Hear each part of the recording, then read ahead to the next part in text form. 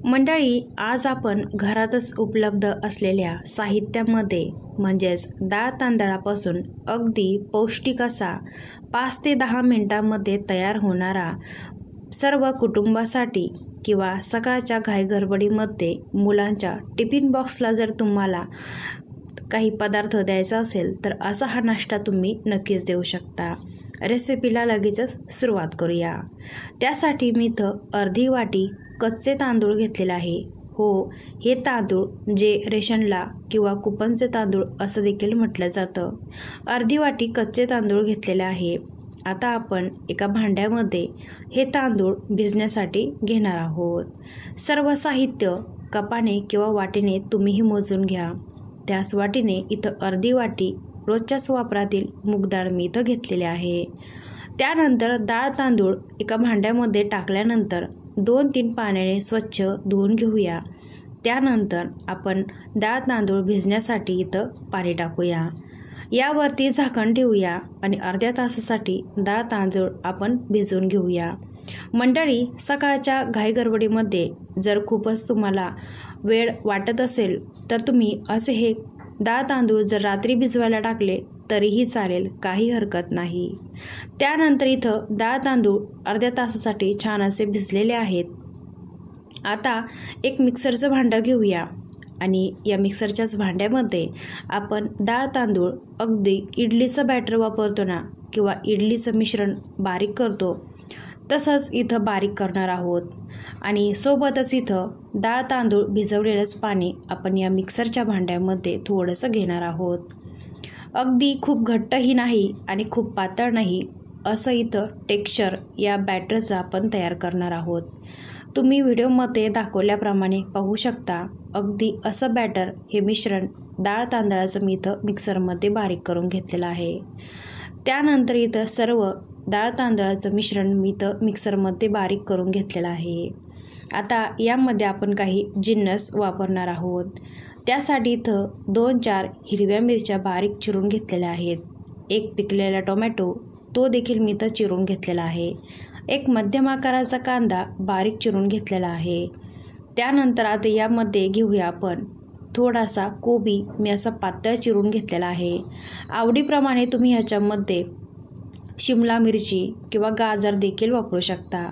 यामध्ये घेऊया चवीनुसार मीठ आणि एका चमच्याच्या साहाय्याने हे सर्व जिन्नस आपण मिक्स करून घेऊया।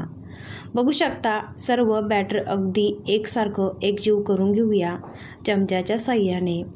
त्यानंतर अगदी या नाश्त्यामध्ये आपण थोडासा रोजच्याच खाण्यातील सोडा अर्धा चमचा इथं वापरलेला आहे। जर तुम्हाला सकाळच्या घाईमध्ये हा नाश्ता बनवायचा असेल तर तुम्ही इथं सोडा वापरू शकता किंवा डाळ तांदूळ जर रात्रभर भिजले तर सोडा वापरण्याची काही हरकत नाही। त्यानंतर इथं गॅसवरती मी तवा ठेवलेला आहे। तव्याला तेल लावून घेतलं आणि इथं मी हाताच्या साहाय्याने तव्यावरती पांढरे तीळ थोडेसे पसरून घेतलेले आहे। त्यानंतर आपण जे बॅटर तयार केलेलं आहे ना ते मिश्रण अगदी 2 चमचे इथं मी तव्यावरती टाकलेला आहे। मंडळी, हा तवा रोजच्याच वापरातील लोखंडाचा तवा आहे। कोणताही नॉनस्टिक किंवा डोसा पॅन मी इथं घेतलेला नाही आहे। अगदी रोजच्याच वापरातील लोखंडाचा तवा मी इथं घेतलेला आहे। फक्त त्याला तेल लावून घेतलं आणि अगदी 2 चमचे मिश्रण आपण टाकून अगदी खूप पातळ नाही खूप जाड नाही असं हे मिश्रण आपण टाकून घेऊया। त्यानंतर मध्यम आचेवरती हे मिश्रण टाकल्यानंतर साईडनं आपण थोडंसं तेल टाकूया आणि 2 मिनटं झाकण ठेवूया।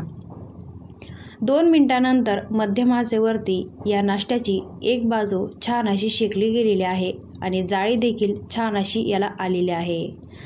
उलथण्याच्या साहाय्याने किंवा एका चमच्याच्या साहाय्याने आपण या नाश्त्याची दुसरी बाजू देखील पलटी करून घेऊया आणि झाकण ठेवूया।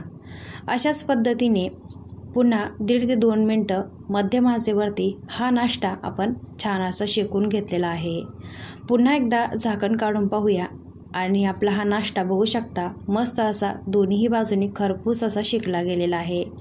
हा नाश्ता आपण टाकण्यासाठी टोपल्याचा वापर करणार नाही आहे। त्यासाठी इथं अशा प्रकारच्या जाळीचा किंवा चाळणीचा वापर करायचा आहे। सेम अशाच पद्धतीने मी उरलेल्या बॅटरचा देखील असाच नाश्ता तयार करून घेतला. तव्याला मध्यम आचेवरती तेल लावून घेतलं. थोडेसे पांढरे तीळ पसरून घेतलेले आहे आणि बघू शकता इथं मी मिश्रण किंवा हे बॅटर अगदी चमच्याच्या साहाय्याने खूप जाड नाही, खूप पातळ नाही असं इथं टाकून घेतलेलं आहे. त्यानंतर बघू शकता या छान अशी जाळी देखील आलेली आहे आणि साईडला थोडंसं मी तेल सोडलेलं आहे. आता यानंतर लगेच यावरती झाकण ठेवूया. मध्यम आचेवरती अगदी 2 मिनटं आपण झाकण न काढता हा नाश्ता देखील एका साईडने खरपूस असा भाजून घेऊया, शेकून घेऊया. त्यानंतर इथं बघू शकता आपण या नाश्त्याची देखील छान अशी बाजू शेकली गेलेली आहे. त्यानंतर पलटी करून घेऊया. पुन्हा एकदा झाकण ठेवूया 2 मिनटं आणि बघू शकता मस्त अशी दुसरी ही बाजू याची छान अशी शेकली गेलेली आहे. मस्त असा जाळीदार पौष्टिक असा आपला हा डाळ तांदळाचा नाश्ता तयार आहे. मंडळी बघू शकता सकाळच्या घाईमध्ये किंवा जर तुम्ही हेच डाळ तांदूळ रात्री भिजवण्यासाठी टाकले तरीही चालेल, काही हरकत नाही. जास्त वेळ जरी डाळ तांदूळ भिजले तरी नाश्ता अगदी पौष्टिक आणि छानच तयार होतो.